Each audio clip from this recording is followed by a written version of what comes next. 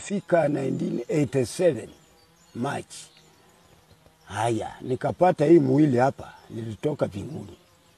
Ilikuwa 1987 March tarehe 10 saa 7 ya mchana. Kuenda kukuja paka Nairobi ilikuwa saa 8 hivi. Nilikuja na nikamesa hii mwili wa kitambo wa wasasi.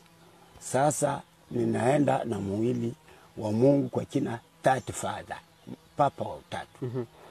Kuna wenye walikuweko wanaweza kujitambulisha, wakaniamini kuwa kweli mkeni kutoka mbinguni, na nilikuwa kwa sura ya chui. Family inachukua imani ya mtu yote. Huwezi kusema ati niwe na family, mimi na family ya nini? Paka nishikulikie, sitashikulikia maslahi ya yenye nimetuma kamili. 1988 August tarehe 22 usubuhi saa 2 kaua makondoo mawili nikapeleka kwa kisima cha mto, kwa maana Yesu ndiyo kisima cha mto. Nikafukuza watu wote wakaenda kwa mto, wakashinda huko.